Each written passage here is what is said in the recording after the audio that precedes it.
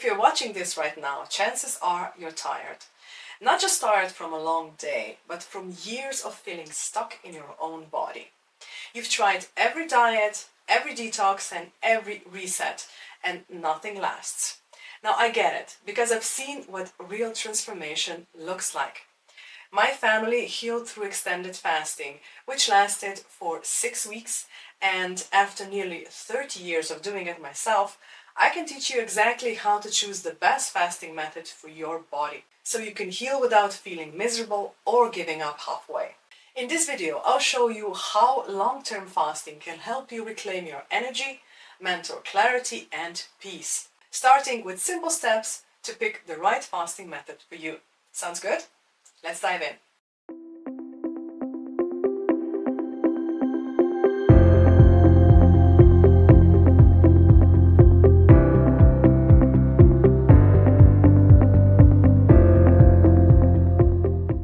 You know, my journey with fasting didn't start in a health clinic or a wellness retreat. It started in my family's living room. My grandfather was diagnosed with brain cancer, 3 tumors, each about a half an inch in diameter, plus one in his lungs. Doctors didn't offer much hope. But with the help of my grandmother, he decided to try something radical, the Broy's fasting method. Now, for 42 days, he consumed only vegetable juice and herbal teas. And when he finished, the tumors were gone. A few years later, my mother erased breast cancer the same way.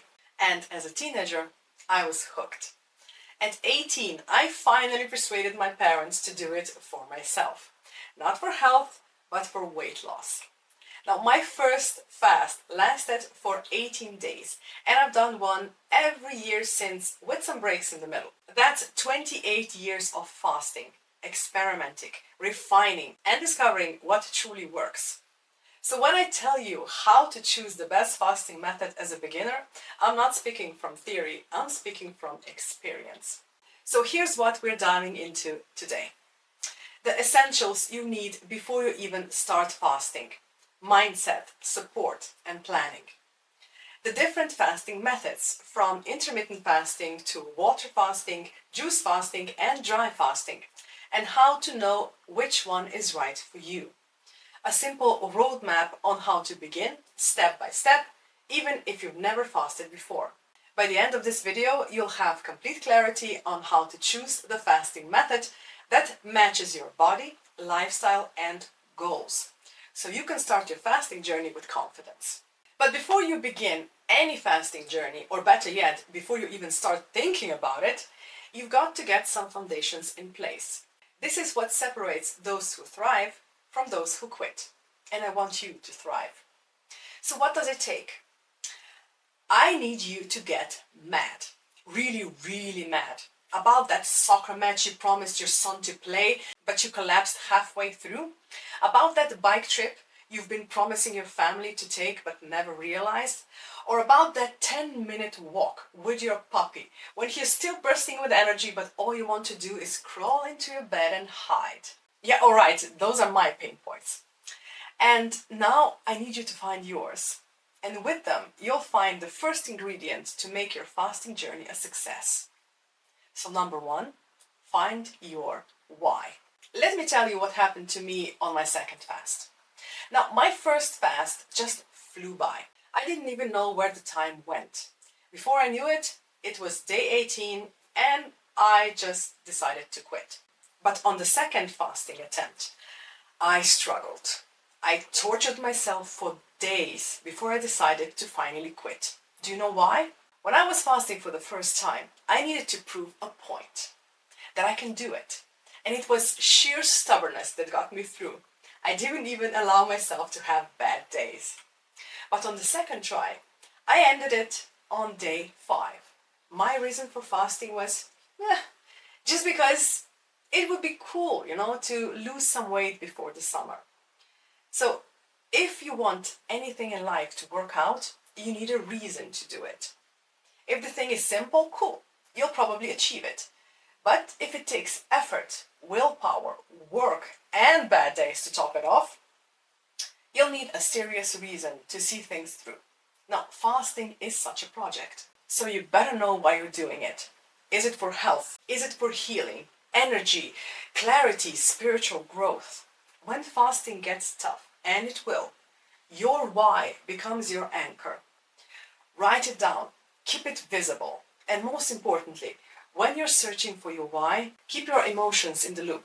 The stronger the emotions, the easier it will be for you to finish it. Number 2, consult your doctor. Now, even though fasting is natural and we all do it, we kind of don't know that we are. Now, we fast when we're asleep. We fast when we're sick and we have no appetite. And for those of you who needed a medical procedure anytime in your life involving going under anesthesia, you know that you can't eat anything at least 12 hours before the procedure. So all of those times you are doing a mini fast. Now, however, long-term fasting, anything between 3 or 6 weeks, it's like a powerful natural medical procedure on its own. And like any medical procedure, you need to at least talk to your doctor about it. Mention it, talk about it, write down any suggestions they might have or reasons why not to do it.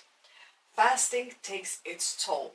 Make sure you're doing it safely. Now that you've spoken to your doctor, decide on the fasting length.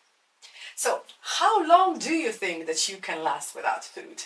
A few days, a week, maybe more? Now, there's no shame in starting small. The key is to build capacity over time. So, if you think skipping breakfast as a start, that's completely fine. Let's talk about fasting solo or fasting in a group. Some people thrive solo, others need accountability. Now, personally, I've done both, but for beginners, community fasting or coaching helps you stay motivated. If you decided to embark on your own fasting journey and you're feeling overwhelmed on where to start, or you're fasting right now, and if you're thinking about quitting, I can help. There are contact information in the description so you can get in touch with me. All right, back to the subject. Number 5, what I want you to do is find your support team.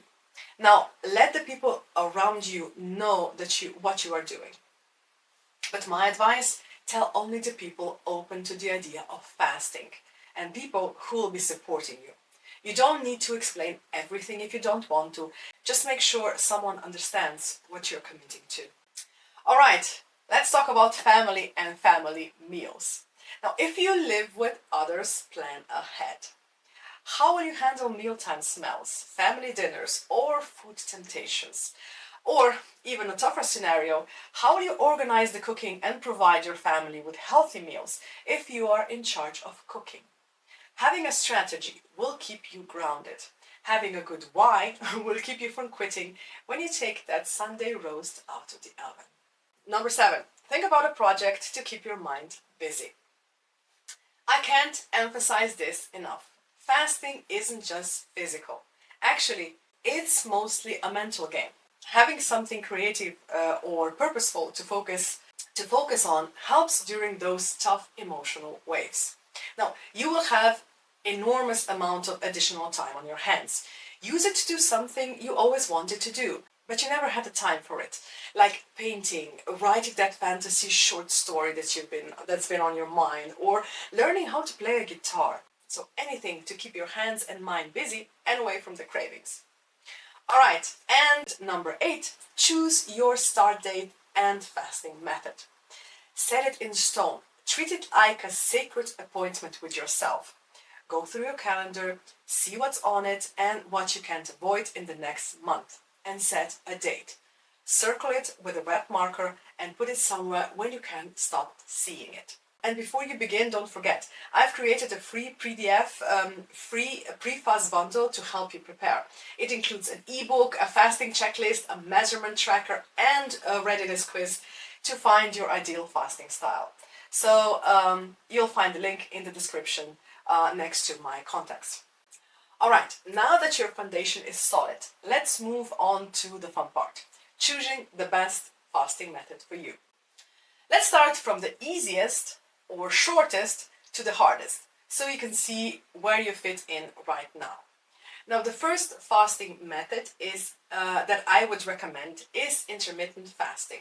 Now, this is best. This is the best fasting method for a beginner because this is the gentlest and the most flexible way to start.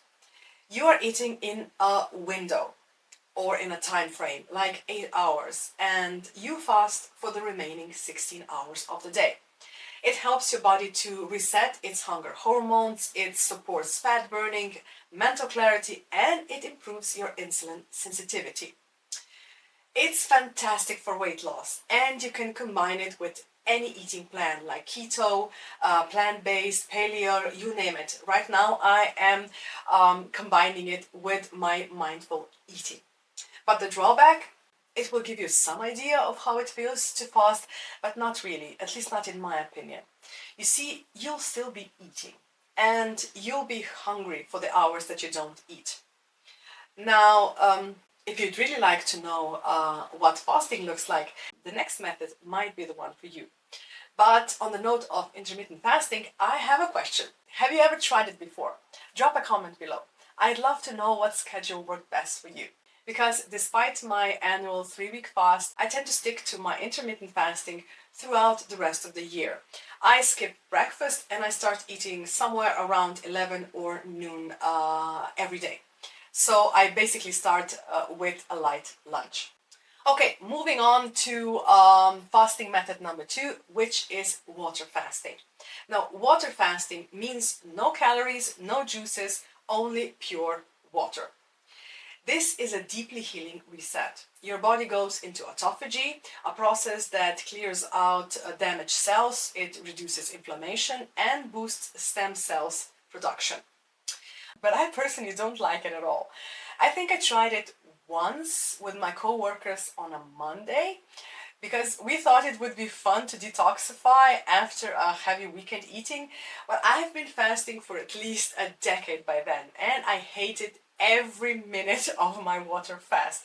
I was hungry, I hated drinking water with no flavor, and I broke it as soon as I came home.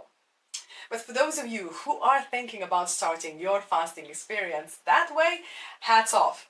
However, keep one thing in mind. Anything beyond a 3-day fast, supervision and preparations are essential. You won't be putting any nutrients in your body, and what's worse, you will be massively flushing them out along with your toxins. So don't be brave, talk to a doctor. And then we go to method number 3, which is juice fasting. Now we come to my favorite and only method I can bear, and this is juice fasting. This is where you consume only fruit and vegetable juices and water. Now it's still nourishing, your body gets the nutrients it needs, enzymes and hydration, but your digestive system gets a break. It's perfect if you want to detox, improve your energy, and feel lighter without the shock of full fasting. And you can last up anywhere from 3 to 6 weeks without any solid food. But the main downside is the sugar content. If you overdo on the fruit, you will get a spike in your blood sugar. And that's why I love my Broy's fasting method. I only drink fruit juice in the evening if I have a craving, let's say, for a dessert. But through the rest of the day, I drink Broy's vegetable juice. And this looks out after my nutrient intake, my lack of hunger, and the teas enhance detoxification and also boost my immunity. So I can't say enough good things about this method, but I am biased. Next, the fourth method that I actually don't suggest, but I should at least tell you about, it is dry fasting. And dry fasting is only for advanced fasters. Now, this is the most intense and spiritually profound fasting method. No food, no water, not even contact with water. What are the benefits? Well, rapid detoxification, accelerated autophagy, and deep inflammation reduction. But the risks are real. Dehydration, electrolyte imbalance, and strain on your kidneys. Dry fasting should only be done by experienced fasters. It's not something you start with if you are a beginner, and most definitely not without medical supervision. I would keep away from these methods entirely as a fasting beginner. Alright, now section 3, how to begin. Let's see our step-by-step method. So how do you actually start this journey, and will it be worth it? Let me put it simply. You'll be going from a pampered toddler who's always fed and entertained to a conscious adult who can handle hunger and choose growth over comfort in a matter of days. So here's the progression I recommend. First, start with calorie restriction. Start reducing your daily calories by 20 to 30%. This gently conditions your body, and I'm on such an adventure right now with my mindful eating project. Then, when you are satisfied and you think that you can move on, I would start with a 48-hour fast. Go 2 days without food.